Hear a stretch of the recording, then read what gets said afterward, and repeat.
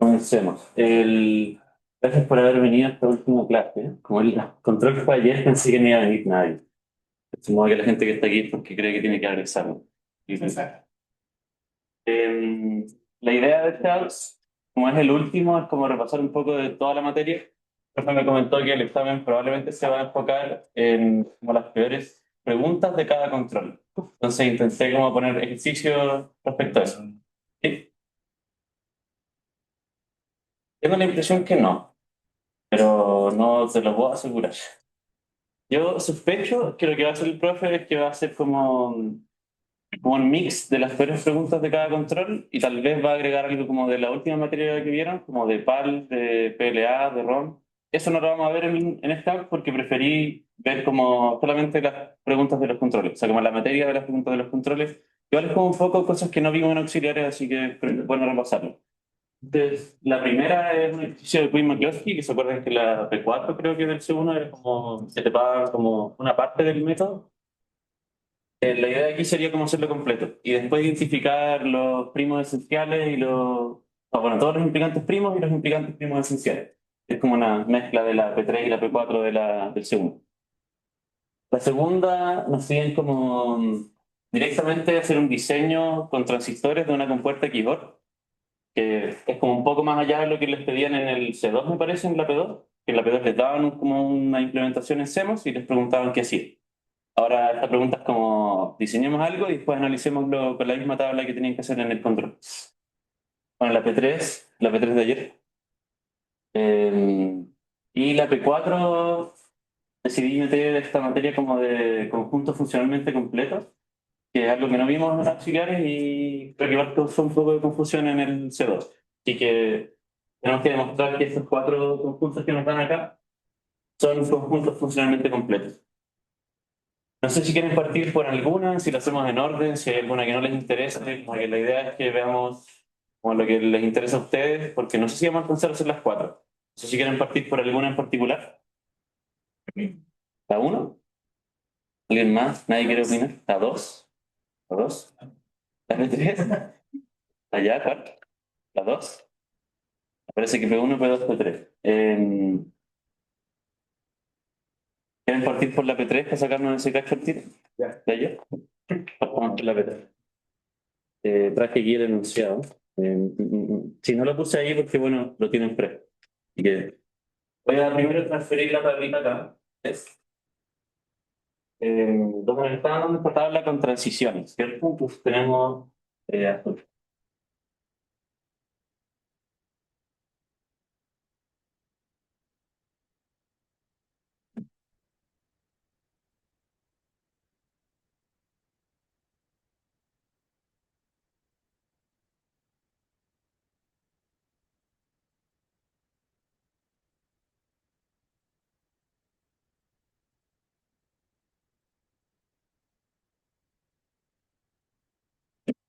Lo que yo estaba intentando explicar ayer es que este mapa es un poco confuso porque nos están dando como las transiciones que queremos para la variable a sub n más uno y a sub n es parte de como lo que está como valorizado, por así decirlo, en las columnas. Entonces, lo que yo les decía era que no siempre va a calzar como el número que está acá con la transición final a la que llega. Y eso es porque el mapa nos está dando los requerimientos de las transiciones que queramos que ocurran, que no necesariamente se condice como con qué va a pasar con a sub n y a sub n más uno. Porque en el flip-flop la transición puede ser otra cosa. Como que va por ahí un poco, como lo que es un poco enredado de entender. Entonces teníamos cinco tipos de transiciones. La alfa, que era de 0 a 1. La beta, que era de 1 a 0. Después uno que va de 1 a 1. 0 que va de 0 a 0. Y el no importa. No importa. Y ahí Matilda era así, alfa,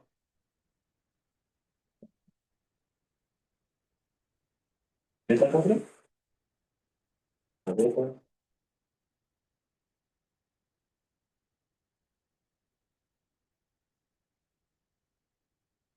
Entonces lo que yo les comentaba ayer y Lo que quería explicar como con esto es que, por ejemplo, esta celda de aquí, el A sub n parte en cero, pero en el beta la transición parte en uno. Esto es lo que les digo que no necesariamente tiene que calzar, porque el mapa nos está dando con los requerimientos de las transiciones que tienen que ocurrir, pero no hay que pensarlo como que este mapa lo podemos traducir al tiro como, por ejemplo, este alfa como parte en cero, termina en uno, pongámosle un 1. O no, no tenemos que hacer eso, sino que tenemos que ver en cada implementación que nos están pidiendo, cómo son las transiciones que tienen que ocurrir. Y en base a eso vamos a ir reemplazando los alfa y los beta.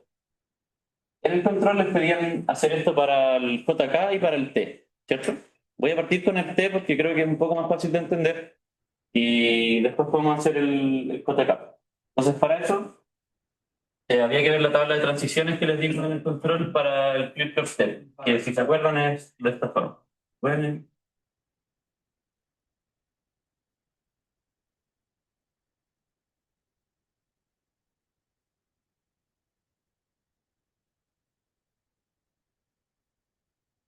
entonces, ¿qué nos está diciendo esa tabla de transiciones del flip-flop T? Si se fijan, el T es uno cuando la transición es alfa o es beta, es decir, como que el estado cambia.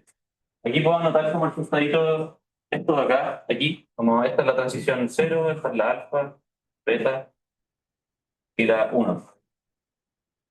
El profe decía como que hacer esta tabla intermedia es como útil, pero en verdad es simplemente reemplazar estas transiciones con los símbolos de acá. Entonces, ¿qué es lo que tenemos que hacer después? Este mapa tenemos que traducirlo según esto. Entonces, el flip-flop T, cuando hay una transición tipo cero, vamos a poner un cero. Entonces, los ceros van a ser cero. Cuando hay un alfa que va de cero a uno o un beta que va de uno a cero, el T se hace uno. Entonces, los alfas y los betas los vamos a reemplazar por uno. Finalmente, la transición tipo uno a uno, en el T se mantiene en cero, porque no cambia el estado. Así que los unos también van a ser cero. De esa forma, podemos como rehacer este mapita de Carnot. Voy a estar acá.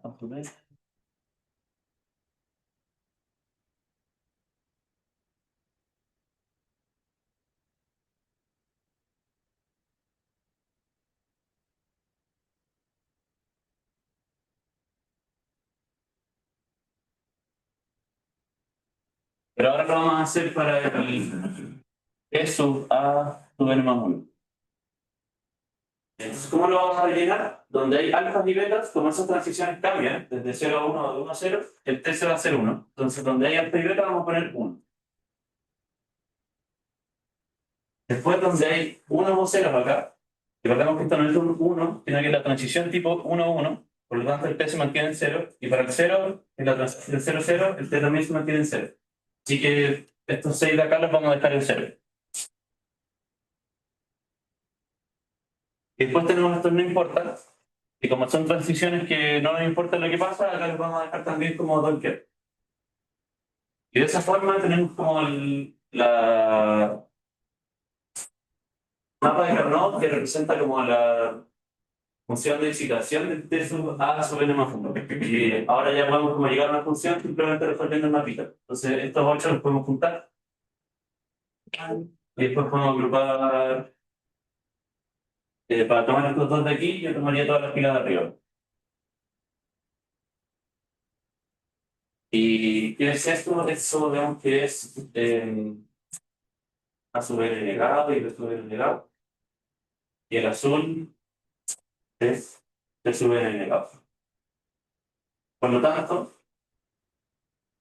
el T sub n, perdón, T sub A sub n más 1 va a ser la suma de estos dos. Y va a ser A.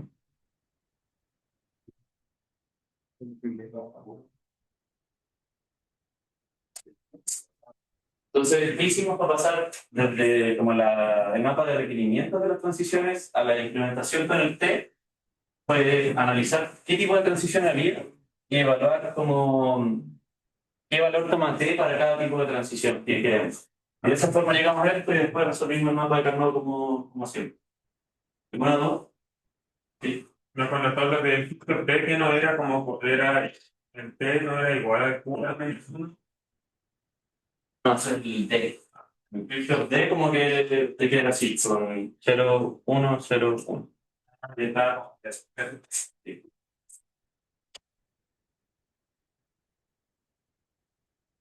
¿Alguna otra pregunta?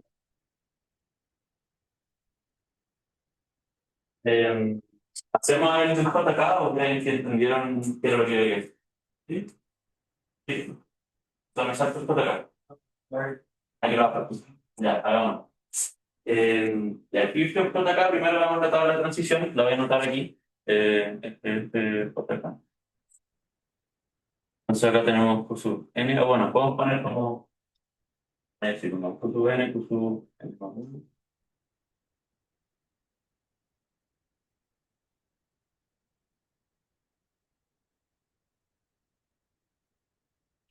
Ya, lo primero que, como yo me aprendo el JK, es que el J es para cuando el QN vale 0, entonces acá como que se transmite el QSUB directamente, entonces queda 0,1, y cuando el QSUB vale 1, el J no importa. Y el K es al revés. El K cuando el QSUB vale 0, no importa, y acá se transmite el QSUB más 1, pero negado. Entonces en vez de 0,1, tenemos 1,0. Como en el flip-flop JK tenemos dos variables que van a controlar el funcionamiento del flip-flop, tenemos que tener dos mapas de Carnot, uno para J, uno para K.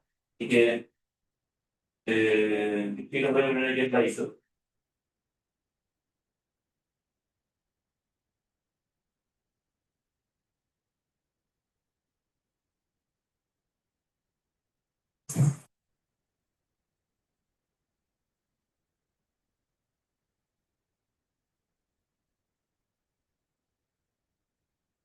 Esto lo pongamos que es J. Eh, entonces, ¿qué va a pasar? Las transiciones tipo alfa, las transiciones tipo alfa y cero, va a haber 0 y 1. Y para las beta y 1, las que están acá, el J es un no importa. Entonces, vamos primero con no importa, que son los beta y uno. Entonces aquí tenemos no importa, no importa. Después los dos no importa del original también los voy a poner acá. Y ahora los alfas hacen unos. Entonces uno, uno. Y, y los ceros se mantienen como ceros. Claro. Así que aquí vamos a poner 0, 0, 0. Y faltaron unos beta que no importan. Y nos queda así.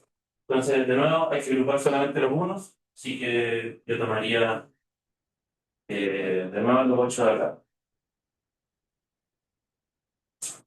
Y eso nos va a quedar con igual que el super elevado. Esto es,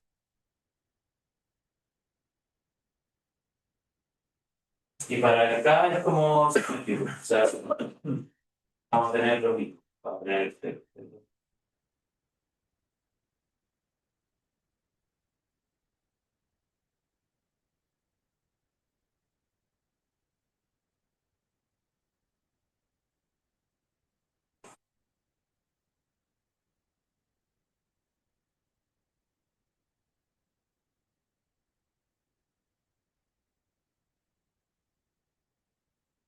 y para llenar acá, una revés. Cero, las transiciones cero y alfa son no importas. Pero tenemos no importa, no importa. Todo no importa que teníamos originalmente. Y acá la transición tipo uno se traduce en un cero y las letras se traducen en un 1. Las letras van a ser 1 y los unos van a ser 0. De nuevo nos va a quedar igual que este de aquí, ¿vale? Que vamos a tener. Yo tomaría estos 8 acá y después la fila de variables. Sí. Y de esa forma, bueno, nos queda igual a la del C, de que K de A sub.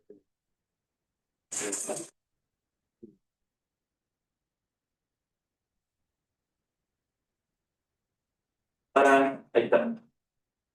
¿Te quedó claro? Entonces, como resumen, como que esta tabla de transiciones teníamos que usarla para ver las tablas de excitación de cada tipo de filtro, como analizar el tipo de transición y evaluar qué valor toma J, K y T para crear los otros tres mapas que necesitamos para llegar al final a la función de excitación que nos pide. Entonces, entendiendo como este paso, la relación entre estas dos cosas, creo que salía más o menos evidente. Pregunta. ¿Otra? Seguimos. Creo que esta gente quería la P2, ¿o no? Me dio la impresión. ¿Sí? ¿La P1? Ya. Si nadie más opina, démosle con la P1. Voy a borrar la primera mitad de acá primero.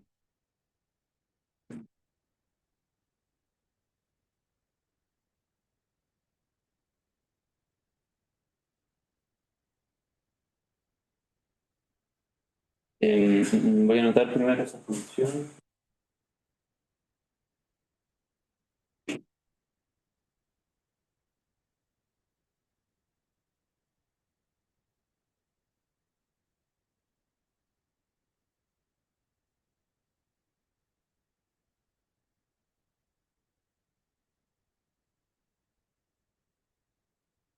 ¿Por qué es? Sí.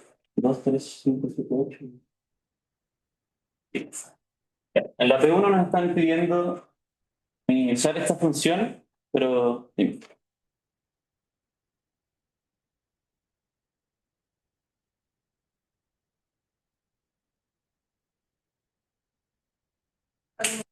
Ocho acá. Sí. Eh, y pero recordemos que lo que uno quiere es encerrar los unos. Entonces, este igual es válido, pero lo podemos pensar como que el azul es un indicante primo esencial. Y el único que encierra son unos de acá. Entonces, el azul yo lo consideraría sí o sí. Y como esto ya está considerado, el rojo es como redundante. Sí. Yo me pregunta.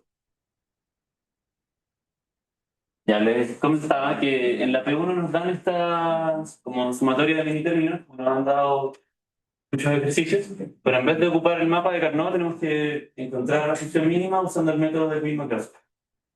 Que les recuerdo, en el control 1 les daban como un paso intermedio del método y ustedes tienen que completarlo.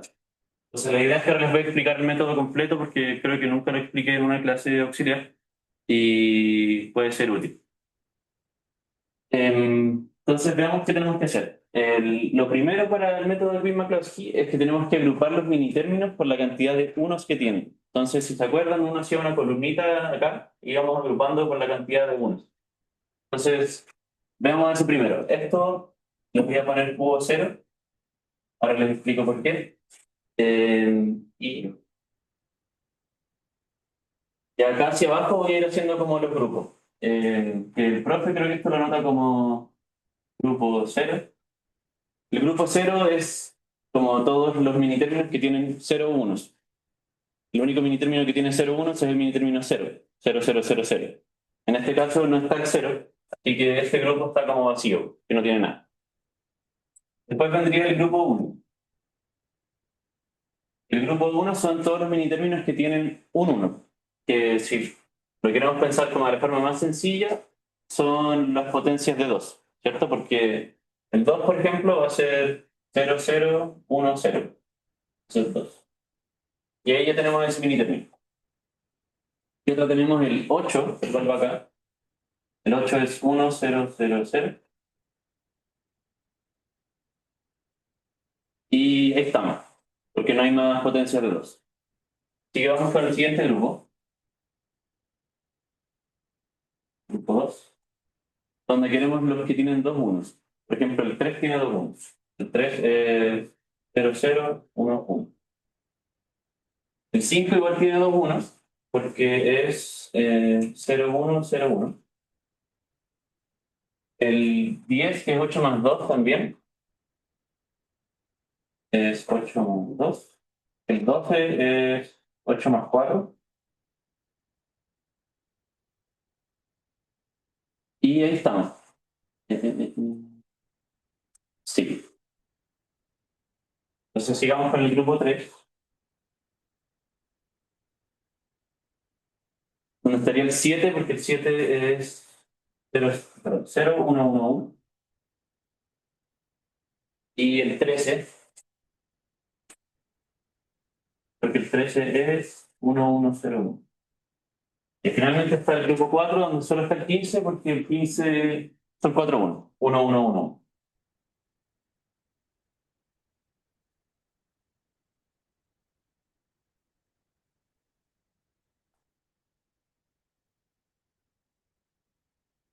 Entonces, esto es lo primero.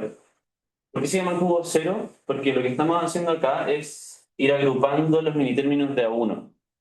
El número del cubo yo lo pienso como que esto significa 2 a la 0, que es 1. O sea, el 0 es como la potencia del 2.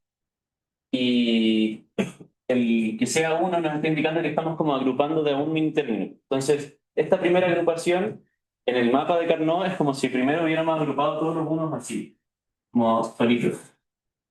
No tiene mucho sentido, ¿cierto? Porque sabemos que después podemos agrupar más cosas unas con otras.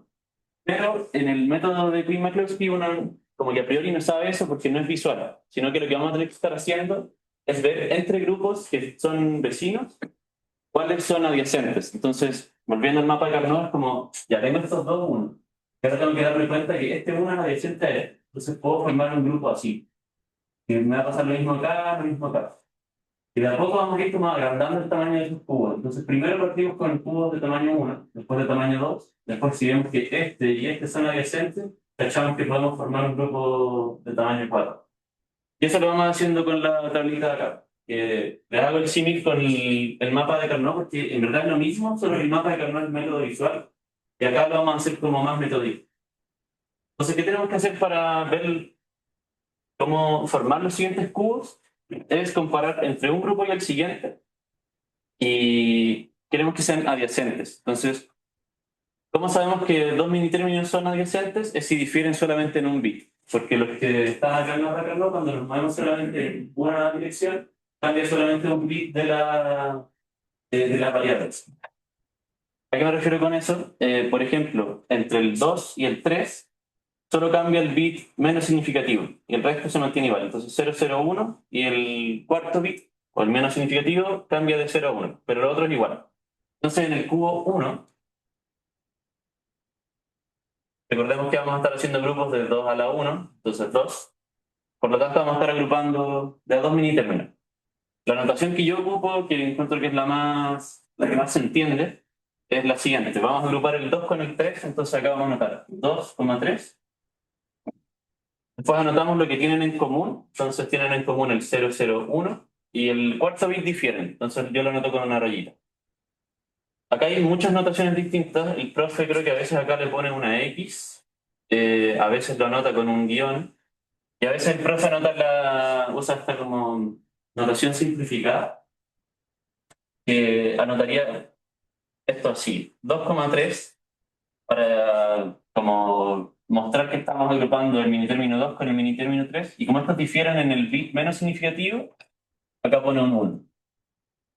¿Por qué un 1? Porque esta posición es igual a 1, ¿cierto? Esta posición es igual a 2, a 4 y a 8. Entonces acá está anotando como qué es lo que difieren entre ese minitérmino y el siguiente. Entonces esta anotación es un poco más compacta porque uno se ahorra anotar todo esto, pero uno demora un poco más en acostumbrarse a eso. Así que voy a seguir con esta de momento. Pero al final voy a ocupar esta, así que igual era bueno explicarse. ¿Y qué tenemos que ir haciendo a medida que vamos agrupando? Es ir como marcando acá cuáles cubos, perdón, qué minitérminos pasamos de esta columna a la columna de acá. Entonces cuando agrupamos dos cosas, acá las voy a tiquear al tiro. ¿A qué me refiero con estos tics? Estos tics están indicando que estos minitérminos ya están presentes en la siguiente columna. Entonces hay un grupo más grande que los contiene. Por lo tanto, cuando veamos el fin de esta tabla, tenemos que considerar todos los que no tienen tics, porque los que tienen tics están contenidos en un grupo más grande, así que no nos interesan. Sería como en el mapa de Carnot ocupar las agrupaciones, por ejemplo, de A2 acá, cuando en verdad podemos ocupar una agrupación de A8. Esa agrupación de A2 no la queremos ocupar. Y eso va con estos tics de aquí. Sigamos porque yo creo que se va a ir entendiendo a medida que continuamos. Acá tenemos que hacer el match como todos con todos, si lo quieren ver así. Entonces yo ya vi el 2 con el 3, sí difieren en un bit. El 2 con el 5, si se fijan, difieren en 3 bits. El bit más significativo, el primer cero lo tienen en común, pero después este es 0, este es 1, este es 1, este es 0, este es 0, este es 1. Entonces no son vecinos, así que no los podemos agrupar. El 2 con el 10, en cambio, sí lo podemos agrupar, porque los tres bits menos significativos los tienen iguales y el bit más significativo cambia de 0 a 1. Entonces, podríamos anotar 2,10 guión y después 0, 1, 0. Y ahora podemos tiquear el 10 de acá, porque está contenido en el grupo de aquí. Después el 2 con el 12 también difieren 3 bits, porque acá tenemos 0, 0, aquí tenemos 1, 1 y después 1 y 0. Entonces no lo podemos agrupar. Así que seguimos. El 8 con el 3 no lo podemos agrupar. El 8 con el 5 tampoco. El 8 con el 10 sí. Y aquí voy a anotar 8, 10. Esto sería 1, 0, 0. Así que el 8 lo voy a quitar. Y finalmente el 8 con el 12 igual los podemos juntar, que difieren en este bit de parte. Así que 8,12. Y esto es 1, 2, y el 12 lo marca. Entonces, estos primeros cuatro grupos que hicimos eran entre el grupo 1 y el grupo 2. Acá, si se fijan, yo los tenía divididos por cantidad de unos. Acá igual los vamos a ir dividiendo por cantidad de unos. Pero naturalmente eso se va a dar cuando hacemos como una agrupación entre este y este, va a quedar con un 1. Si hacemos una agrupación entre uno de este grupo y este grupo, va a quedar con dos unos. Y así, cuando hacemos uno con este, va a quedar con tres unos. Así que cuando terminamos de ver como los matches que tiene el grupo 1 con el grupo 2, podemos tirar la línea aquí y ahora vemos los matches del grupo 2 con el 3. Así que veamos eso. Entre el 3 y el 7 también los podemos agrupar, porque difieren en el bit de acá. Ese cambio de 0 a 1. Entonces 3,7. Y esto sería 0-1, 1. Bueno, ahí el 7 lo podemos marcar. Después el 3 con el 13 no los podemos juntar. El 5 con el 7 sí los podemos juntar. 5,7. Esto sería 0-1-1. Y ahora el 5 sí lo podemos tiquear, porque ya está considerado en la siguiente columna. El 5 con el 13 también los podemos juntar. Así que voy a anotar 5, 13. Va a ser guión 1, 0, 1. Así que el 13 igual lo voy a tiquear. Una como acotación chiquitita. Acá si se fijan ya tenemos tiqueado todo este grupo y todo este grupo de acá. Pero igual tenemos que seguir viendo todos los matches que hay, porque por ejemplo el 12 con el 13 igual calzan, igual van a formar un grupo, un cubo aquí. Entonces, aunque ya están incluidos acá el 12 y el 13, también queremos poner aquí el 12,13, porque eso después puede formar un grupo más grande. Así que es necesario ver todos los matches siempre. Acabamos de ver el 5, ahora vemos el 10 con el 7 no calza, el 10 con el 13 tampoco, el 12 con el 7 no calza, el 12 con el 13 dijimos que sí calzaba. Entonces 12,13, esto va a ser 1, 0, no, perdón, 1, 1, 0, guión.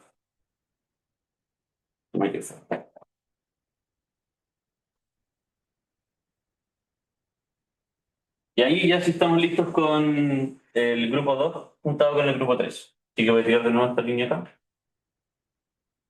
Y nos falta este de acá. Si se fijan, una forma como rápida de hacer las agrupaciones es ver que los números difieren en potencias de 2. Y así no tienen que fijarse tanto como en los bits mismos. Por ejemplo, entre el 3 y el 7 hay una diferencia de 4, así que difieren en un bit. Entre el 5 y el 7 hay 2, así que también. Entre el 5 y el 13 hay 8, así que igual va a diferir en el bit de acá. Entre el 2 y el 13 hay 1, que igual es una potencia de 2, y por eso el guión está aquí. Entonces es un poco más fácil verlo así, simplemente viendo las diferencias con potencias de 2.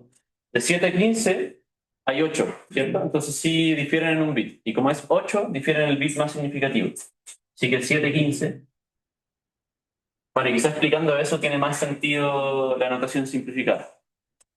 Pero bueno, como les decía, el 7 y 15 difieren en el bit más significativo y los otros son 1. Ahí incluimos el 15. Y entre 13 y 15 igual difieren en 2. Y esto hay que seguir todo el rato. Así que, pero así, ahora esto es cubo 2. Y tenemos que ahora coincidir dos cosas. Tenemos que coincidir en la posición del guión y después tienen que diferir además en un bit. Entonces, para comparar entre este grupo de acá y este grupo de acá, tenemos que revisar que el guión calce entre ambos cubos que estamos comparando. Entonces, este de aquí tiene el guión en el bit menos significativo. Y de este conjunto de acá, solamente el 12,13 difiere en el bit menos significativo. Así que solo podemos hacerle el match entre esos dos. Una vez que tenemos como la coincidencia con los guiones, tenemos que ver el resto de los números. Si se fijan acá cambia el 0, 1, 0, 1 y 0, 1. Entonces difieren 3 bits, así que no los podemos agrupar. Otra forma de verlo es que entre el 2,3 y 12,3 debería haber una diferencia de una potencia de 2 también. Podemos comparar como el 2 con el 12 y el 3 con el 13. Y difieren 10. 10 no es una potencia de 2, así que no los podemos agrupar. Esa es otra forma de verlo. Así que vamos a ir viendo como dónde calzan los guiones. Este guión calza con este de acá, ¿sí? Pero nuevamente cambian los 3 bits, así que no los podemos hacer calzar. Este guión calza con el de acá, de nuevo cambian los 3 bits, y este coincide con este, pero de nuevo no coincide ningún bit. Así que entre estos dos cubos no podemos hacer nada. Veamos entre estos dos de acá. Entre estos, este guión no calza abajo, este guión calza aquí. Y entre los números, a los bits, cambia solamente el más significativo y estos se mantienen. Así que con 5, 7 y 13, 15 sí podemos hacer una agrupación. Y acá entra lo que les comentaba de que acá pasamos de 5 a 13, es decir, hay una diferencia de 8, y entre 7 y 15 también hay una diferencia de 8. Por eso podemos hacer la agrupación. Entonces acá podemos anotar 3,7, 13,15, y esto correspondería me equivoqué, era 5,7, ¿no? Sí, 5. 5, 7, 13, 15. Sí, entre este y este. Entonces esto sería guión 1, guión 1. Y de nuevo, entre esto y esto hay 2, entre esto hay 2, y después como que acá y aquí hay 8. Y la notación simplificada de esto sería, bueno, todo eso 5,7, 13, 15, y después el paréntesis iría donde están los guiones. Entonces esto sería 2,8. Entonces aquí podemos tiquear el 5,7 y el 13,15, que están incluidos acá. Después vemos que el 5,13 y 7,15 de aquí también coinciden, porque el guión calza y después cambia este bit de acá. Así que igual podemos anotar 5,13, 7,15. Esto sería... Voy a borrar esto de aquí para que no me moleste. Así que ahí incluimos este. Después, este de aquí no calza el guión con ninguno de abajo, así que hasta ahí llegamos. Y ahora hay que notar un par de cositas, porque ya no podemos hacer más agrupaciones, así que terminamos como el primer proceso del método de Riemann-Minkowski, que es hacer las agrupaciones en los cubos más grandes que podamos. Eso es lo que estamos buscando. Y ahora tenemos que evaluar cuáles son como los que necesitamos, por así decirlo. Si se fijan, este 5,7, 13,15 es lo mismo que el 5,13, 7,15. Pero es como que hayamos agrupado como dos verticales así y los hayamos unido. Es lo mismo que agrupar los dos como horizontales y unirlos así. Es como lo que hicimos acá, porque primero teníamos 5,13, perdón, 5,7 y 13,15, y acá teníamos 5,13, 7,15. Entonces, este es como redundante y lo podemos eliminar, porque es el mismo cubo que está acá, porque tiene los mismos mini términos. Ahora tenemos que ver lo que les decía como de los tics y evaluar cuáles son todos los implicantes primos que necesitamos. Porque esto lo vamos a pasar a la tabla que como que les daban en el control 1. Y lo voy a borrar acá.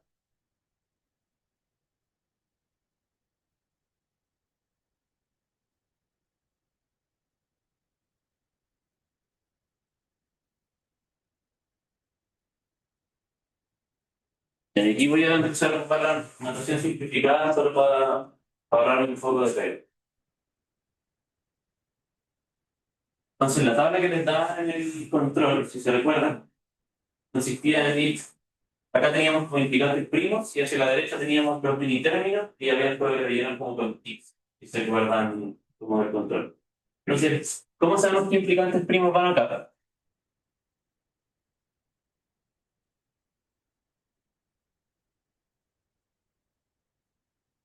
tenemos que ir rellenando todos los que no tienen tics. Entonces, del cubo cero están todos tiqueados, así que ninguno vaya.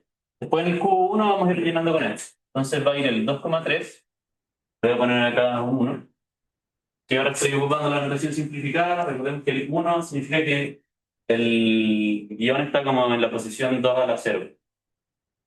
Después el 2,10 tiene un 8, que significa que el guión está acá. O si lo quieren pensar, el 8 o el 1 es la diferencia entre los dos mini términos, ¿sí? Porque entre 2 y 3 hay 1, entre 2 y 10 hay 8. Lo pueden ver así. Después tenemos 8,10, que serían 2, 8,12, serían 4. Después tenemos 3,7, 4. Y llegué a este de acá, que este está tiqueado. Así que este no lo voy a pasar a la columna de implicantes primos, porque este implicante de acá está en un grupo más grande. Así que no es necesario ponerlo acá. Entonces me voy a saltar acá directo el 12,3. Después tenemos el 7,15. De nuevo, el 13,15 está incluido en el cubo de acá. Así que no lo queremos poner en esa columna. Pero vamos a poner este. El 715 también está incluido. Sí, verdad. Me equivoqué en algo entonces, ¿no? Ah, no, porque hicimos la agrupación entre. ¿Cómo hicimos esto? Entre este y esto. Y entre este y este, ¿o no? Dos. Sí, porque ahí hay dos. Tres total. Ups. Gracias por la anotación. Y entonces ahora solo nos faltaría este de acá, que es el 5, 7, 3, 5.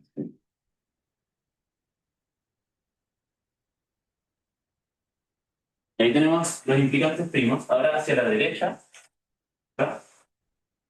Voy a poner todos todos los mini términos que incluyen la función. Entonces acá voy a poner 2, 3, 5, 7, 8. Espera, ¿puedo subir aquí?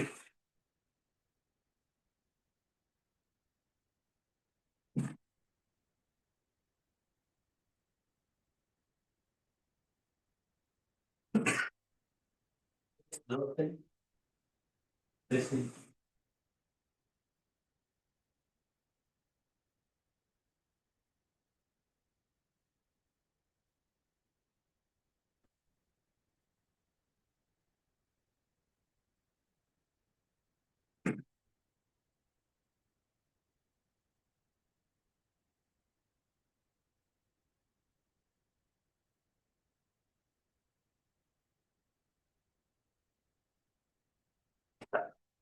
Esta es la tabla que les pasaba en el control. Pero hay como tres funciones distintas, entonces esta no tenía como alfa, beta, gamma, y había como un f de alfa, f beta, f gamma. En este problema simplemente lo que tenemos que hacer es ir guiando cuáles son los implicantes primos que rellenan qué mini términos, por así decirlo. Entonces, este implicante primo cierra el 2 y el 3, así que aquí vamos a multiplicar 2 y 3. Este es el 2 y el 10. Este es el 8 y el 10. Este es el 8 y el 12. Este es el 3 y el 7.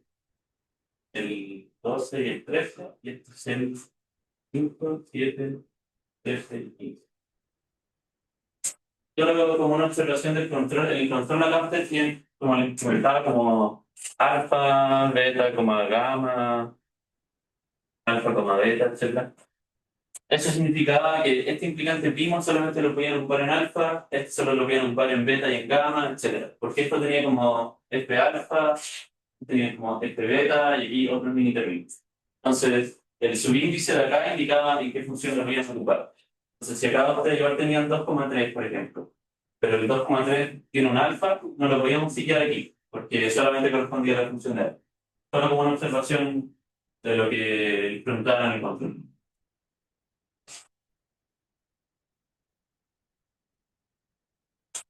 Entonces, una vez que tenemos esta columna, la columna de esta tablita, tenemos que ir revisando todas las columnas y ver si es que hay algún implicante que sea el único que tiene como un tick en una columna. Entonces, ¿qué es lo que estamos haciendo básicamente? Es ver si es que hay un implicante que va sí o sí. Porque si hay una columna que solo tiene un tick, por ejemplo la del 5, solo tiene tiqueado por este este es un implicante primo, porque es el único que encierra el minitérmino 5.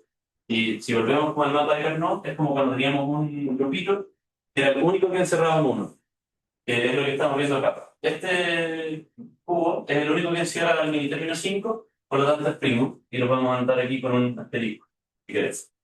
Entonces eso indica que este es un implicante primo, esencial.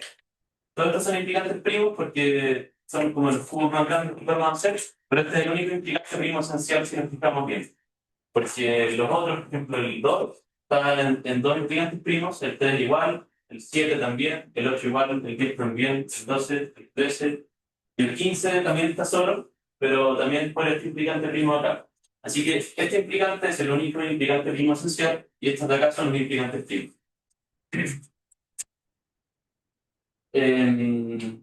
Así que lo que vamos a ir haciendo ahora es como elegir qué implicantes primos vamos a seleccionar para encerrar todos los mundos.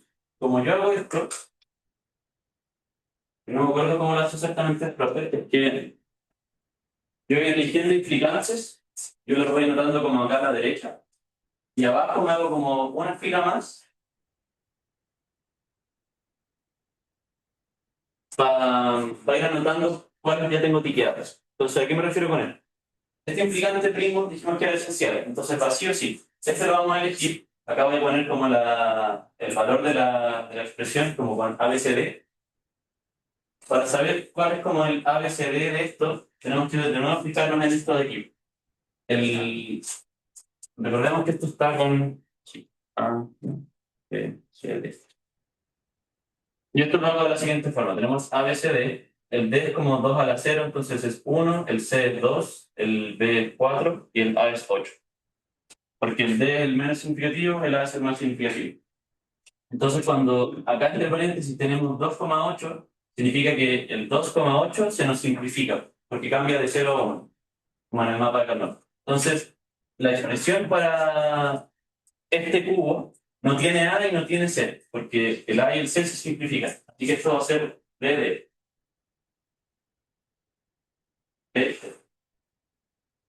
Y ahora, ¿cómo sabemos si este BD, como qué va negado y qué no va negado? Como yo lo hago es que veo el número, bueno, da lo mismo, pueden ver cualquier número. Por ejemplo, el 15. El 15 es 1, 1, 1, 1. ¿Sí? Dijimos que el C y el D, perdón, el C y el A se nos van a simplificar. Así que solamente nos va a quedar el B y el D, que es lo importante. O sea, si quieren lo anoto así, de nuevo, como por aquí. Como estos están en unos, acá el BD no va negado. Igual que en el mapa de Carnot. Damos otro ejemplo para que se entienda. Por ejemplo, acá pues muy interesante. El 3,7 nosotros lo anotaríamos como 0-1,1. Entonces el B se nos simplifica y el A va negado porque el A está en 0. Entonces esto correspondería a negado CD. ¿Sí? ¿Entendieron cómo pasar de esto a la expresión como con ABCD del implicante primo? Vale. Entonces, lo que les comentaba con esta fila de abajo, lo que hago es que este implicante primo lo vamos a tomar sí o sí porque es esencial. Así que voy a traducir como los tics que tienen hacia acá abajo. Y ahora me faltan estos de acá, se fijan. Entonces tengo que buscar qué implicantes primos encierran estos 5 minitérminos que me faltan para tener la función completa. Porque eso es lo que estoy buscando. Estamos buscando una expresión para f. Pero no quiero poner todos los implicantes primos porque van a haber muchas redundancias. ¿Sí? Entonces aquí hay muchas opciones probablemente para encontrar la función final. Porque como estos implicantes de acá no son esenciales, probablemente van a haber varias combinaciones que nos sirven. Pero por ejemplo yo tomaría el 2,3, porque el 2,3 es el único que encierra como el 2 y el 3, y el 2 y el 3 faltan abajo. Entonces tomemos el 2,3, lo voy a anotar aquí a la derecha, y voy a clicar acá. Entonces 2,3 y guión 1. Esto sería 0, 0, 1 guión. Por lo tanto sería A negado, B negado, 0. Y ahora me faltan estos tres de acá. Y bueno, si se fijan, podemos tomar como este y este, o podemos tomar ese y este, y como que todo va a servir. Arbitrariamente yo podría elegir este, por ejemplo. Entonces, estos tics de acá se van a traducir acá abajo. Y esto va a ser día 1, 0, guión 0. Por lo tanto sería A, B elevado, B elevado. Y ahora solamente nos queda este de acá. Entonces podemos elegir este implicante primo o este implicante primo. Eso es lo mismo. Elegimos este, y sí. Y este clic se nos traduce abajo. Como 12,3 sería 1, no, 1, 1. Pero bien. Entonces sería A, B. Y ahora estos de acá no los ocupé, así como a veces uno no ocupa alguna parte del mapa de Carnot. Pero lo importante con esta fila roja que está abajo es que todos los minitérminos de la función original están incluidos con estos cuatro implicantes de aquí. Entonces la función f la podemos escribir como la suma de todo eso de ahí. Entonces va a ser a negado, b negado, c, más a, b negado, b negado, a, b. Y ahí estamos. Entonces, como resumen, en el control ustedes les pasaban como este paso del método de Minkowski, tenían que completarlo, pero ahora lo vimos completo. Entonces, lo primero que hacíamos era ir agrupando por cantidad de unos, después veíamos como qué cubos son adyacentes unos con otros, viendo los que difieren en un bit, o si quieren ver como las diferencias en potencias de dos. Eso lo íbamos repitiendo hasta que ya no podíamos más, y después nos formábamos esta tabla con los implicantes primos, veíamos cuáles eran esenciales, eso lo incluíamos sí o sí, y después rellenábamos con con los mini términos que nos faltaba relleno. Y eso, como les comentaba, probablemente hay varias alternativas para esto, si quieren como citar, pueden ver si llegan a otra. Hay como, deben haber como 4 o 5 opciones. Preguntas del método de Kelvin-Maclaurin.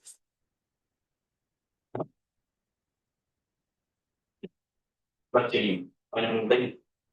¿Cuándo conviene ocupar estos de mapa de Carnot? Sí, uno al principio puede pensar como, oye, esto es terrible. O sea, como con un mapa de Carnot sabía súper rápido. El problema que tienen los mapas de Carnot es que cuando tienes más de 4 variables, se hace complejo trabajar. Porque el mapa de Carnot tiene como la desventaja de que cada celda tiene que ser adyacente a la siguiente. Entonces, cuando hacemos esto de 0, 0, 0, 1, 0,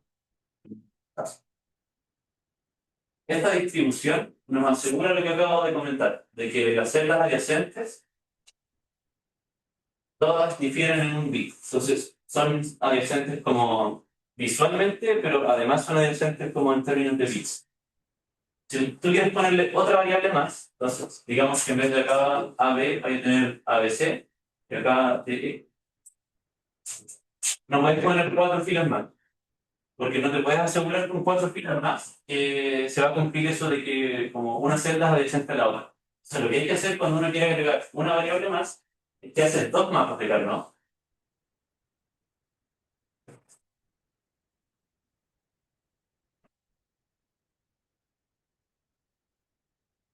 Donde en este C0 y en este C1. Entonces lo vamos a pensar de cierta forma como que ya no es un mapa 2D, sino que el mapa es 3D. Entonces, este mapa está como encima de este mapa. Y puedes agrupar cosas entre mapas. Te puedes imaginar cuando tienes una sexta variable, tienes 2 mapas, sino que tienes 4 mapas. Cuando tienes 7 variables, ya como que no hay una forma de hacerlo bien. Bueno, se puede, pero es bien enredado. Así que lo que voy con eso es que tú puedes agrupar cosas así, por ejemplo. Puedes agrupar estos 4 y estos 4. Y todo eso es un puro grupo de 8. No son 2 de 4. Entonces hay alternativas para los mapas de más variables. Una es los mapas MEP, que le comenté así como súper corto en clase, que consiste en que en vez de poner números acá, esto ya se hace como harto más enredado. En vez de simplemente poner ceros y unos, acá van a poner expresiones. Entonces adentro puedes tener como C negada, o cosas de ese estilo. También puedes tener 0 o 1, pero empezáis a armarte como expresiones adentro del mapa. Y eso te reduce, en vez de tener 2 mapas, puedes tener uno, pero las celdas van a tener como variables adentro.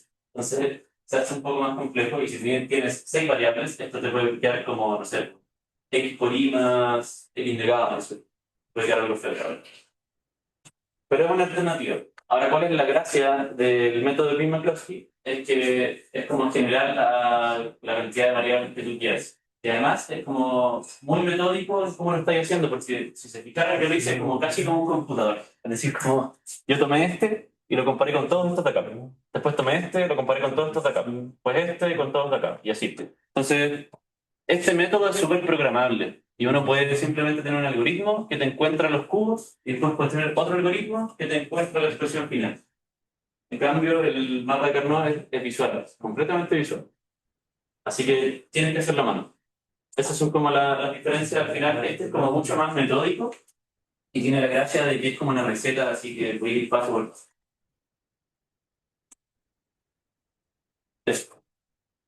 De hecho, creo que el profe a veces me suena que a veces como que pone algún problema como de un mapa de Carnot como con 6 variables o con 5 variables en el examen. Para que lo tengan en mente, para que revisen eso. Porque hay que hacer esto, de como ver como las intersecciones entre mapas.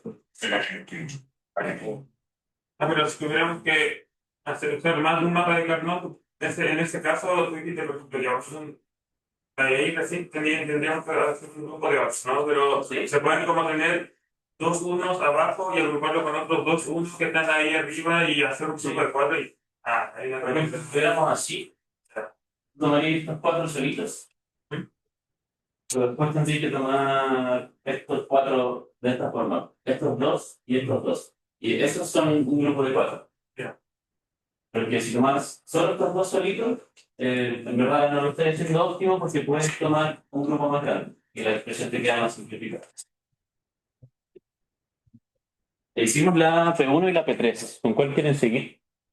¿Perdón? Parece que me quieren tocar la P4. Da más fondo. Pero, ¿puedo borrar acá? ¿Sí?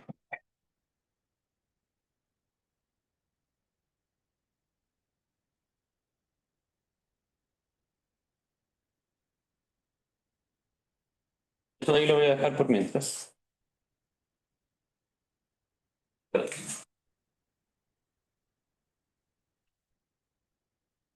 Ya en la P2 me están pidiendo proponer un circuito CMOS que implemente una compuerta XOR y obtenga la tabla de funciones con las posibles entradas A, B y la salida Z y también los estados de cada transistor, como están encendidos o apagados. Pero bueno, puse un hint de que podemos implementar inicialmente las negaciones y después como la otra expresión. ¿A qué me refiero con esto? Acordémonos que A XOR B tiene la forma de A negado B más AB negado. Entonces nosotros podemos poner esto como muchas compuertas y empezar a tirar cables, pero nos va a quedar un poquito desordenado y por eso puse ese hint de que como que analicemos primero un NOT y después integremos ese NOT a toda la expresión de acá. Así que comencemos por eso. ¿Cómo se hace una compuerta NOT? ¿Alguien sabe? Tenemos A y queremos negarlo. Ideas. ¿Cómo? Solo podemos ocupar NMOS y PMOS. Entonces vamos a hacer este diseño con transistores. Vamos a tener... ¿Qué queremos que pase? Queremos que aquí vamos a tener como los 5 volts, si ustedes quieren, y acá abajo vamos a tener la tierra. Entonces queremos que en un cable aquí imaginario, esto se conecte, bueno, como si fuera un switch. Eh, Cuando A está en 1, o sea, si A está en 1, queremos que esto se conecte a tierra. Y cuando A está en 0, queremos que esto se conecte a los 5 volts. Porque de esa forma estamos como invirtiendo la forma de la señal. La forma de hacer esto generalmente es lo siguiente. Bueno, recordemos que vamos a ocupar dos tipos de transistores, está como para refrescar un poco la memoria. Están primero los NMOS, que tienen este símbolo. Entonces, perdón, esto es un PMOS. Y tenemos los NMOS. Los símbolos solamente difieren en que esta como patita de acá le ponen un circulito como si estuviera negado y en esta no le ponen nada. ¿Cómo podemos pensar los transistores siempre que estamos hablando de circuitos digitales? Es como que se cortocircuitan cuando el gate, que es la patita acá, está encendida. Pero para el PEMOS es al revés. Es decir, que cuando esto está en 0, estos dos están como conectados entre ellos. Y cuando el PEMOS está en 1, esto es como un circuito abierto. ¿Sí? Acá hay una diferencia potencial. En cambio, en el NMOS funciona al revés. Es decir, cuando acá tenemos un 0, la puerta está cerrada, perdón, está abierta, entonces tenemos una diferencia potencial. En el NMOS, cuando esto es un 1, estas dos cosas se nos cortocircuitan. ¿Ya? Entonces, la gracia de las implementaciones con CMOS es que vamos a estar ocupando tanto PMOS como NMOS. En el curso no se entra tan en detalle en esto porque hay otro curso de circuitos eléctricos analógicos donde van a ver como ya más detalles de estas cosas. Pero así como muy cuento corto, lo que cambia aquí entre P y N es el tipo de dopaje que tiene el canal del transistor. Entonces, un canal dopado positivo puede conducir cuando no hay gate, pero cuando hay gate se bloquea. En cambio, un canal que está dopado negativamente, cuando no hay una diferencia potencial en el gate, el canal está como abierto, no puede pasar nada, pero cuando esto se cierra, es decir, hay un voltaje en el gate, el canal N se cierra. Entonces, la gracia de los CMOS es que vamos a ocupar como complementariamente PMOS y NMOS. En general ocurre lo siguiente, bueno, no es tan así, pero voy a pensar cómo explicar esto. Siempre podemos pensar los PMOS como que se activan bajo y los NMOS que se activan con un valor alto. Entonces, lo que queremos que ocurra cuando A está en bajo es que la salida esté en alto. Por lo tanto, lo primero que yo haría sería poner un PMOS acá, que vaya a los 5 volts y que la salida aquí vaya a negado. De esta forma, cuando el A es 0, esto se va a cortocircuitar y van a pasar los 5 volts. Entonces, si A es bajo, A negado va a estar en alto. Y el caso de la Tierra es como al revés, por lo tanto tenemos que ocupar un NMOS. Entonces, en la Tierra queremos que esto simplemente esté así. Esto.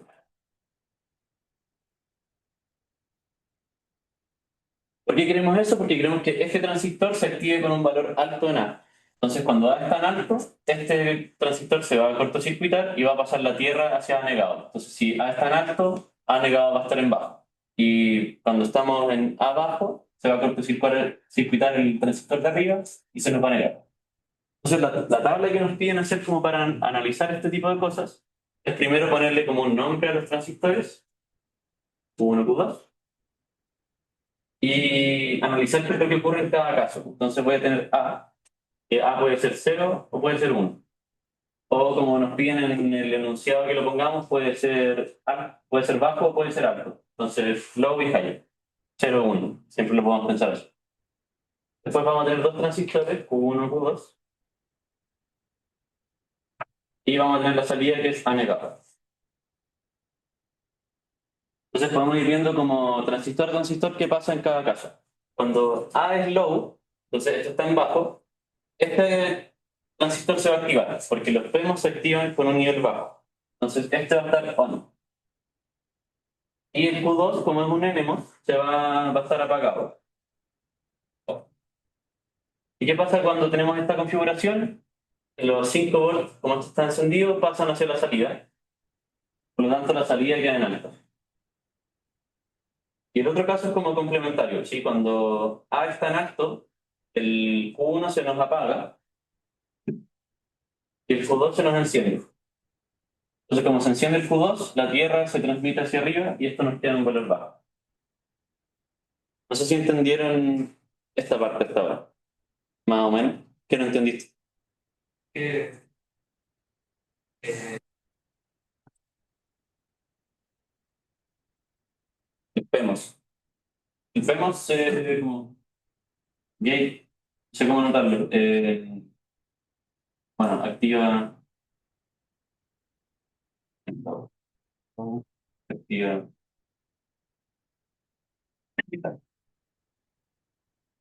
Y supongo que eso como el resumen. Ya, entonces esto es como la compuerta NOT más típica que pueden encontrar, ¿sí? Porque tenemos como el PMOS que nos pasa los 5 volts y el NMOS que pasa a la Tierra. Ahora nos están pidiendo implementar esto de acá arriba, que es un poco más complejo. Podemos notar que un circuito para negar B es equivalente a esto, solamente que la entrada va a ser B. ¿Sí? Así que me voy a ahorrar hacer ese circuito, porque en verdad es lo mismo.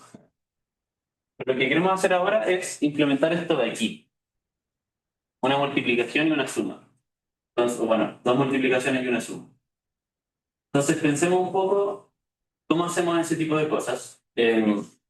Si nosotros tuviéramos dos transistores en serie acá, o sea, si yo pusiera otro transistor aquí, los dos tienen que estar activados para que se transmitan los 5 volts. Entonces, eso es como una compuerta AND, ¿cierto? Porque si este está activado y el otro está activado, se transmite. Entonces, los dos tienen que estar activados para que se transmita, es como un AND, o una compuerta ilógica. Si tenemos dos cosas en paralelo, en cambio, como que tenemos dos opciones. Pues si este está activo, pasa por este, y si tuviéramos otro camino acá, si el otro estuviera activo, puede pasar por el de allá. Entonces, dos transistores en paralelo son como una compuerta OR, o como un O lógico. Entonces, nos podemos aprovechar de ese tipo de cosas para implementar esto de aquí. Veamos cómo tiene que ser esto. Como yo lo hice, es de la siguiente forma. Voy a anotar esto, voy a anotar la tabla de verdad de esto de aquí. Como, solamente como álgebra de Boole. Tenemos 0, 0, 0, 1, 0. Y recordemos que el XOR funciona que se hace 1 cuando las entradas son distintas. Entonces tenemos 0, 1, 1, 0. ¿Por qué lo anoto de esta forma? O porque primero voy a hacer este análisis porque nosotros queremos que pase la Tierra en estos dos casos de acá y que pase los 5 volts en estos dos casos de aquí. Entonces, si nos fijamos, la salida se hace alta cuando las entradas son distintas y la salida se hace baja cuando las entradas son iguales. Entonces vamos a tener como 4 ramas. Entonces, a priori voy a anotar esto con otro color, solo para que se entienda como la idea. Vamos a tener esto, 5 volts. De aquí una caja negra.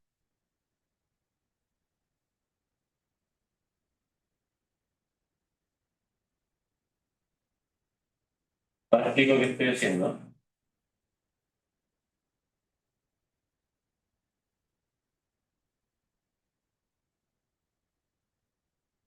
Vamos a hacer la salida. Ya, ¿qué quiero decir con este diagrama? Es que lo que nosotros queremos es que se transmitan los unos cuando A y B son distintos. Entonces, este va a ser como el caso como A igual 0, B igual 1. Este va a ser el simétrico, es decir, A igual 1, B igual 0. Y esto puede ser A igual 1, B igual 1. Esto A igual 0, B igual 0. Entonces, ¿qué me refiero con esto? Es que estos caminos queremos que se activen en estas condiciones de acá. De esa forma, cuando A es 0, B es 1, se nos va a activar este camino y se nos van a pasar los 5 bolos. Entonces, la salida va a estar en A. Lo mismo para el otro caso, donde A es 1, B es 0. Esto queremos que se nos active en este caso de acá. Y para los caminos de abajo, donde queremos que pase como el valor bajo de voltaje, tenemos las dos condiciones de que A y B son 1 o A y B son 0. Y en esas condiciones queremos que se nos activen esos caminos. Entonces, si lo queremos pensar de otra forma, estoy anotando como todas las combinaciones para unos y todas las condiciones para ceros, porque no podemos dejar los cables flotando, en el sentido de que siempre tiene que haber un camino desde la Tierra o desde los 5 volts a la salida, porque si no el valor queda como indefinido. Entonces, ¿cómo hacemos esto? ¿Lo de negro? Esto. Yo lo implementé de la siguiente forma. Acá queremos que este camino se active cuando A es 0 y B es 1. Entonces, eso es como simétrico pensarlo de la siguiente forma. Voy a poner dos transistores en serie primero. Porque queremos que esto se active como cuando A es 0 y B es 1. Entonces, para eso aquí voy a poner dos PEMOS. Dijimos que A igual 0 sería como que A negado y aquí B. Y para el caso de acá es como simétrico. Ahora explico a qué me refiero con la notación que estoy ocupando.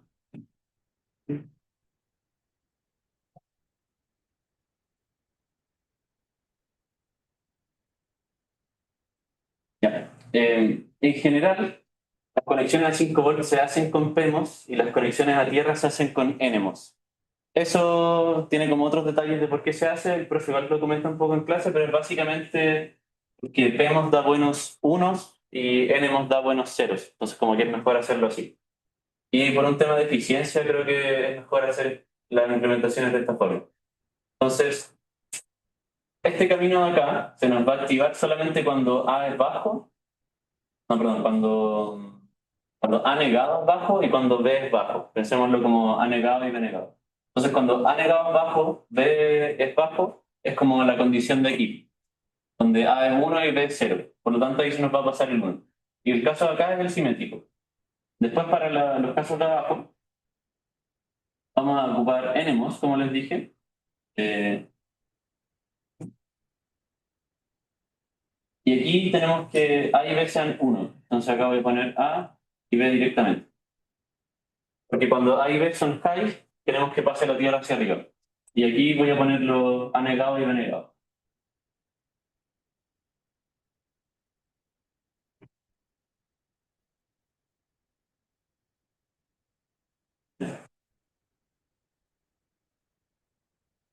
Entonces, analicémoslo como a la rápida cada camino. Este camino de acá se va a activar cuando A es alto, B es bajo. Y de esa forma nos van a pasar 5 vueltas, por lo tanto es como la condición de aquí. Esta rama de acá se va a encargar de la otra como alternativa como simétrica. Y después en los extremos tenemos que pasar ceros, que son como tierra. Entonces cuando A y B son 1, acá, nos va a pasar la tierra, y cuando A y B son 0, es decir, acá vamos a tener A negado, B negado es alto, que es como está la condición acá, la tierra va a pasar hacia arriba y así se nos va a incrementar la compuerta X. Podemos decir que nuestras entradas ya vienen negadas o necesitamos simplemente. Tenemos que poner esto para poder hacer lo que estoy diciendo. O sea, por eso yo les decía como que podemos hacer primero como la negación de A y la negación de B. De esa forma, este cable habría que conectarlo aquí. Ah, Yo lo hice así solamente por un tema de orden, porque claro, lo puedo hacer así y después tengo que tirar un cable hasta acá. Pero si te fijáis como que se me va a enredar si pongo todo junto. Entonces, para que sea un poco más fácil visualmente, lo voy a anotar así. entonces podemos como ver de la versión integrada y luego no conectarlo, pero decir que está conectado. Sí, o sea, como siempre y cuando este nodo tenga un nombre y después como que el nombre está aquí y está acá, está todo bien. Si no, es más difícil de ver y como tú te puedes equivocar y no se entiende. Pero cuando uno hace el diseño de este tipo de cosas, esto sí se puede hacer. De como ponerle un nombre a un nodo y después como ponerle nombre, mismo nombre a otro nodo y sabéis que están conectados. Es como lo que uno hace en el LTSpice, que lo han ocupado. Ya, pues, entonces lo que nos falta es ver esta tabla de función que nos dicen acá, donde tenemos que ver todas las entradas, todos los estados de los transistores y las salidas. Y voy a anotar esto aquí.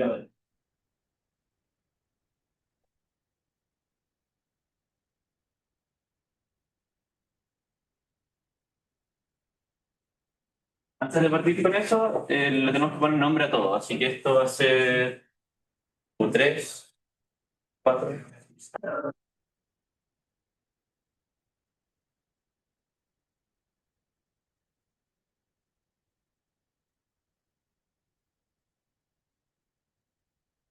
Ahí la tabla que tenemos que hacer es de la siguiente forma. Vamos a tener A y B.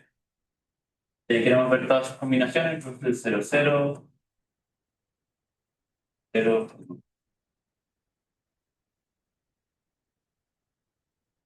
O bueno, voy a anotarlo como low y high porque así sale en el enunciado. Entonces esto va a ser low, low, high, high, high. Voy a anotar acá los anegados y negados. Simplemente porque, como les comentaba, podíamos tener como el circuito para negar A y para negar B. Entonces voy a anotarlo aquí al tiro, como esto sería como high, high, low.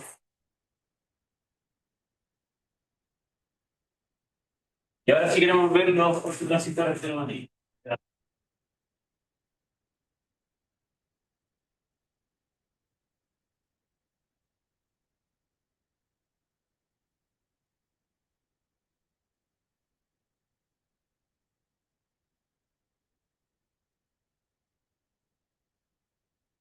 Y vamos viendo el caso a caso. Recordemos que arriba tenemos vemos, entonces esto de aquí. Vemos. Esto es. Vale,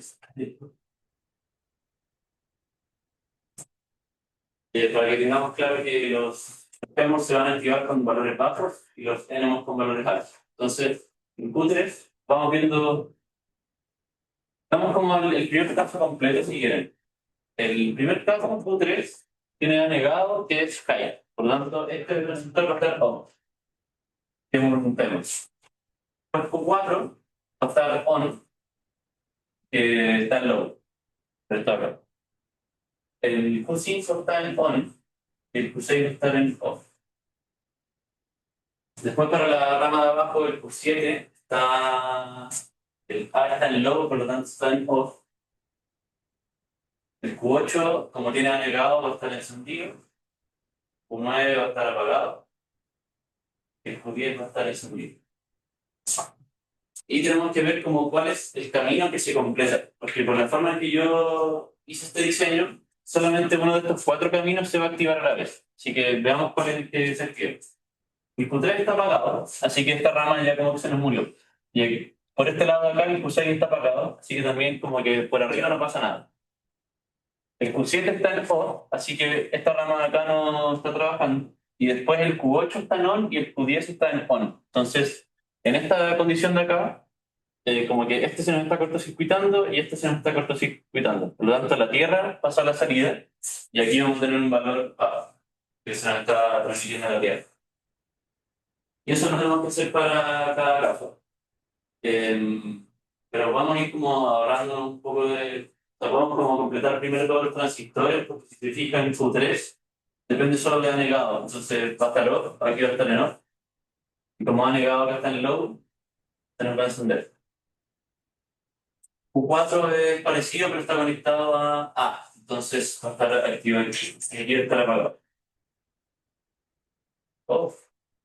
Después Q5, que es este de aquí, está conectado con B, por lo tanto primero está encendido, después está apagado, después está encendido, después está apagado. Y por último Q6 está con B negado, así que cuando B negado está en low aquí, se enciende, después está apagado y después se enciende. Y veamos lo mismo para Q7, está cookies. Entonces Q7 se activa con A, está en low, así que está apagado porque es un enemos, y en estos casos de aquí se enciende. Después Q8 está con anegado, por lo tanto se enciende en este de aquí, este se apaga, apaga. Q9 tiene B, se activa aquí, este se apaga, se activa. Y el Q10 está con B negado, así que esto va a ser off, on. Y ahora veamos como cada fila que es lo que ocurre. La segunda fila, Q3 y Q5 están en off. Entonces Q3 y Q5 están en off, esto no está pasando nada, esta rama está cerrada. Q4 y Q6 están en on. Entonces, esto se nos está cortocircuitando y esto se nos está cortocircuitando. Ahora, esto nos haría pensar a priori que pasa al 5 volt. Igual tenemos que analizar la rama de abajo porque si es que 2 transistores en serie acá estuvieran también cortocircuitados o activos, habría como un conflicto porque estaría pasando los 5 volts y la Tierra. Y eso queremos que nunca pase, porque estaríamos como puenteando la fuente. Así que igual tenemos que ver como la parte de acá. En este lado de acá tenemos que el Q7 y el Q10 están en off. Q7 es este y el Q10 es este. Entonces estas dos ramas están desactivadas y aquí pasan los 5 volts, que es lo que queremos. Por lo tanto, esto va a estar en high. La tercera fila, el Q4 y el Q6 están en off y el Q3 y Q5 están en on. Entonces Q3 y Q5 están en on, esta rama de acá está activa. Y veamos si es que pasa algo acá abajo. El Q8 y el Q9 aquí están apagados. Dando el Q8, esto está apagado, así que estas dos ramas están desactivadas y conduciría por el lado de acá. Y igual nos van a pasar los 5 volts. Esto estaría en high. Y por último, queda esta condición de acá, donde Q4 y Q5 están apagados. Entonces Q4 y Q5 están apagados, la rama de arriba está toda desactivada. Por este lado de acá, el Q8 y Q10 están off, entonces esto está apagado, pero Q7 y Q9 están on. Entonces esto está encendido y ahora estamos conduciendo por acá. Y ahí se nos va a pasar la Tierra. Así que esto va a estar en loop.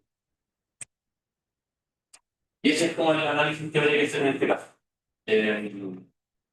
Y podemos ver que diseñamos bien la compuerta porque nos quedó 0, 1, 1, 0, o bueno, low, high, high, low, que es lo mismo. ¿Preguntas? Yo dudo mucho que el profe les haga como un problema como de diseño en sí, pero tal vez como de análisis y puede haber algo. Que el diseño en general es bien complicado en el sentido de que hay como que ser creativo a veces para llegar a algunas soluciones, pero lo que les comentaba, esto de que como dos transistores en serie con una compuerta ahí y dos transistores en paralelo como acá, como una compuerta O, eso siempre se cumple. Solo que hay que acordarse que siempre hay que hacer como la parte positiva, porque aquí tenemos como A por B negado más A negado por B, que es como lo que tenemos acá. Pero también tenemos que ver como el caso que se va a cero, que es AB más A negado B negado. Eso siempre hay que tenerlo en cuenta.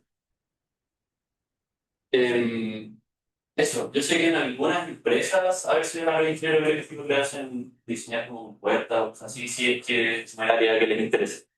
Eh, pero a veces en la entrevista como que puede salir algo de este tipo. Data freak. ¿Preguntas de esto? ¿Sí?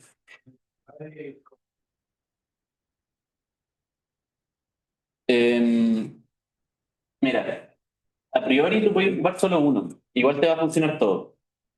Ah, bueno, no solo uno, pero por ejemplo acá el anegado igual lo podrías poner como en vez de un PEMOS poner un NMOS y funcionaría igual. Pero una regla que se suele ocupar en los diseños es que como lo que va a 5 volts siempre son PEMOS, lo que va a tierra siempre son NMOS. Puedes pensarlo así. Pero si lo hubiéramos mezclado, es decir, si acá hubiéramos puesto esto así y este A directo, igual hubiera estado bien. Pero, por ejemplo, si queríamos poner como las expresiones no negadas, acá hubiéramos puesto un PEMOS. Eso, y acá igual. Y como que se nos niega, de cierta forma. ¿Sí? Bacán. Yo prefiero mantener este diseño porque yo he visto que en general el diseño se hace así. Eh, Como te comentaba, como ocupando PEMOS hacia el 5 volt y ocupando NMOS hacia la Tierra. Eso es como lo que hay que tener en cuenta. ¿Alguna otra pregunta? Podemos rapidito la P4. Démosle muy rápido con la P4 porque igual es corto. Igual si la recuerdo, a ver. Eh, sí, puedo subir pauta de esto, pero insisto que esto es cortito.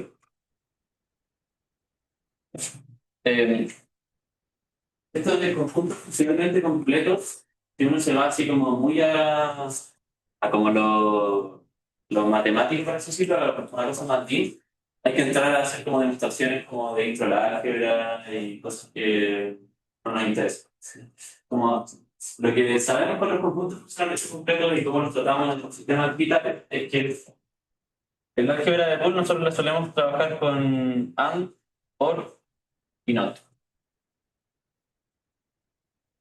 Son unos. Y el conjunto de estas tres compuertas, de la compuerta I, O y negación, forma un conjunto funcionalmente completo.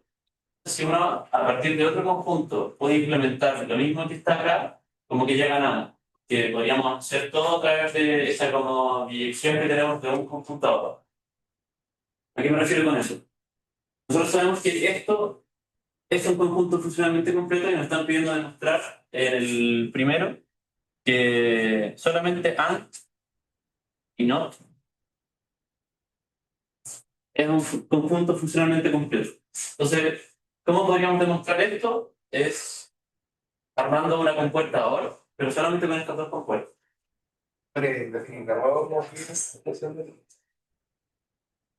Bueno, o sea, sí, como que no lo definí, ¿verdad? Pero que sea funcionalmente completo significa que puedes implementar una función arbitraria con ese set de como operaciones. Entonces, nosotros sabemos que con AND, con OR y con NOT podemos implementar la función booleana que tú quieres. Que se traduce al final como si tú tienes una tabla de verdad. No importa lo que hay como en la salida, lo voy a poder implementar siempre con esto de aquí. Y en el curso en general como que nos basamos con eso, como de que tenemos como un set de compuertas AND, un set de compuertas OR, negaciones y con eso implementamos todo. Por lo tanto, si con otro conjunto podemos implementar la compuerta AND, la compuerta OR y la compuerta NOT, significa que ese conjunto también es un conjunto finalmente completo, porque son como equivalentes. Y si con este puedo hacer lo mismo que con este, ambos pueden hacer cualquier cosa. Este set está como demostrado matemáticamente que es un conjunto absolutamente completo en la álgebra de Riemann. No es necesario demostrarlo de nuevo cuando queremos hacer este tipo de demostraciones porque eso es un hecho que podemos tomar como que sabemos. Y que este conjunto es funcionalmente completo, entonces implementémoslo, pero con el conjunto que nos están dando. Entonces, como les decía, aquí el AND ya lo tenemos, el NOT ya lo tenemos, nos falta la compuerta OR. ¿Y cómo implementaríamos un OR? Pero solamente con ANDs y NOTs lo podemos hacer de la siguiente forma. Queremos hacer A más B, básicamente. Eso es lo que me están pidiendo. Entonces, ¿cómo hacemos A más B, pero solamente con una compuerta AND y con NOTs? Como negamos dos veces. Si a esto le aplicamos doble negación, tenemos A más B, negado, negado. Esto nos va a quedar como A negado por B negado, y todo eso negado. Entonces, si se fijan acá, estamos implementando una compuerta OR, pero solamente con AND, porque tenemos el A negado, B negado, y después estamos negando todo, que es como equivalente a una compuerta OR. Por lo tanto, aquí ya ganamos, porque implementamos la compuerta OR, pero ocupando solamente las cosas de nuestro set, o sea, de nuestro conjunto. Entonces, ahí estamos bien. El segundo es como súper simétrico, porque nos piden hacerlo para OR y para NOT. Entonces, ¿qué nos falta? Nos falta el AND.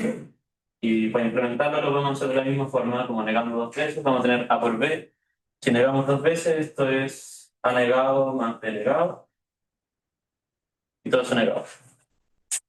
Y que esto al final demuestra que es algo que igual vieron en clase, que como que la compuerta NAND y la compuerta NOR son funcionalmente completas, porque el NAND es un AND más un NOT y el NOR es un OR más un NOT. Y ahí como que podemos saber que podemos implementar cualquier función ocupando solo NAND, solo NOR.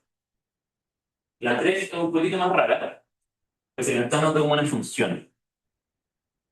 Nos están dando la función de tres entradas, X y Z, que implementa X negado más Y Z negado. Sí. Entonces, esto es como un poco más raro, pero lo podemos pensar de la siguiente forma. Tenemos esta expresión que la podemos pensar como una caja negra, ¿sí? Que tiene tres entradas y tiene una salida. Tiene X y Z y tiene una salida E. Entonces nos están preguntando si esta caja negra que tiene esta expresión como por adentro, como X negado más Y Z negado, es funcionalmente completa. Entonces lo que podemos hacer es implementar la compuerta AND, la compuerta OR y la compuerta NOT, y llegaríamos, si podemos implementar eso con esta expresión, ganamos, porque significa que podemos pasar como de este conjunto al conjunto de acá, y como este es funcionalmente completo, este va a ser funcionalmente completo. Ahora, como ya demostramos esto, podemos ahorrarnos un poco de pega. Y si llegamos del conjunto del 3 a uno del 2 o del uno, o sea, si podemos implementar OR o NOT o AND y NOT, vamos a implementar este, porque ya sabemos que estos por separado son conjuntos funcionalmente completos. Entonces, básicamente, a lo que me refiero es que podemos demostrar que esto funciona como el NOT funciona, y después tenemos que elegir si es que hacemos el AND o el OR. Así que veamos primero el NOT. ¿Cómo implementaríamos un NOT con esto? Como a mí se me ocurre, recordemos que lo que queremos hacer es como que si entra X, sale X negado. Es un NOT. Por lo tanto, ¿qué pasa si al F le ponemos las tres patas juntas? Así le metemos X, X, X. X, X, X. Esto nos va a dar X negado más X por X negado. X por X negado es 0. Por lo tanto, esto es X negado. Así que es una función a la que le estamos entrando X y está saliendo X negada. Así que tenemos la compuerta NOT.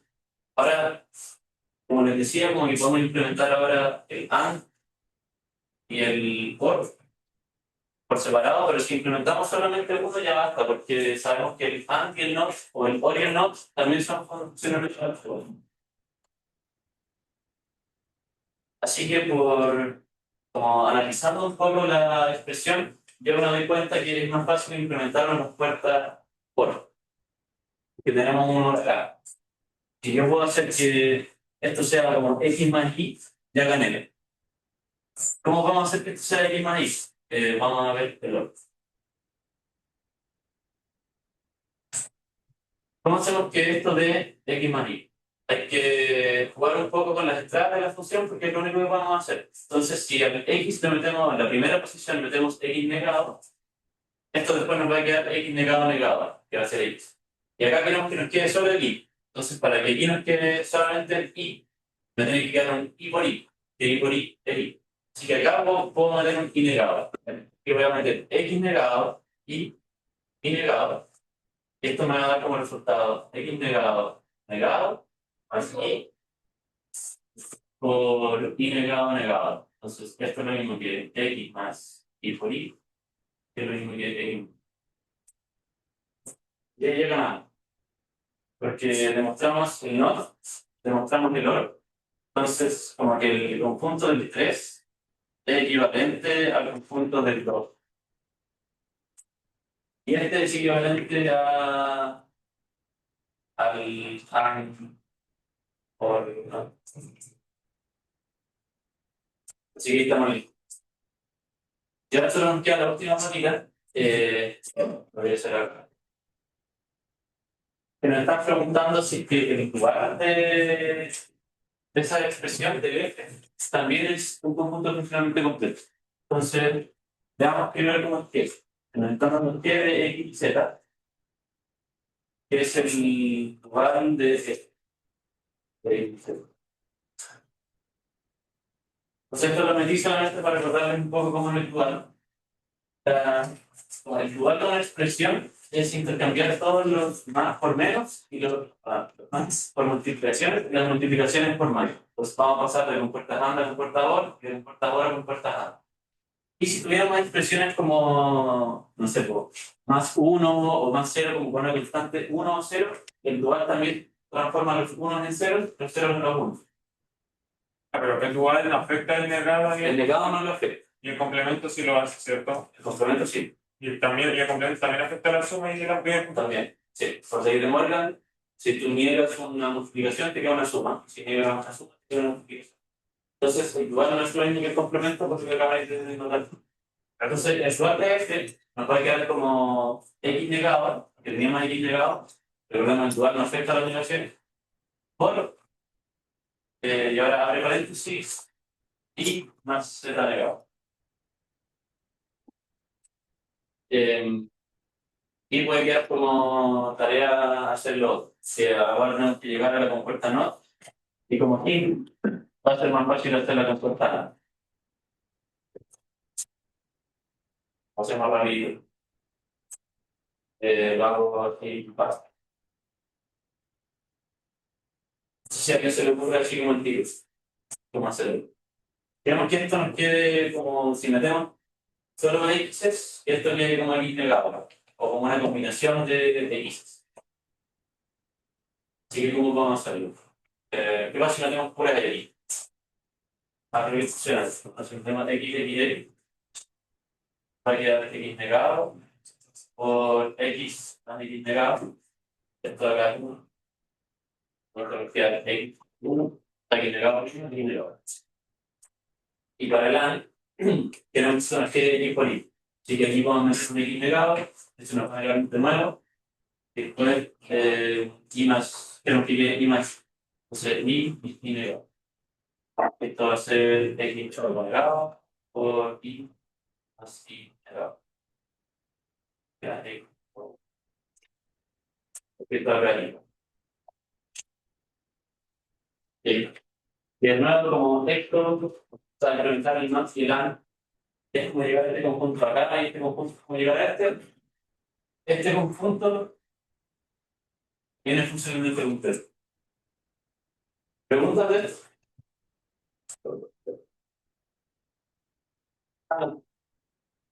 No sé qué más comentarles.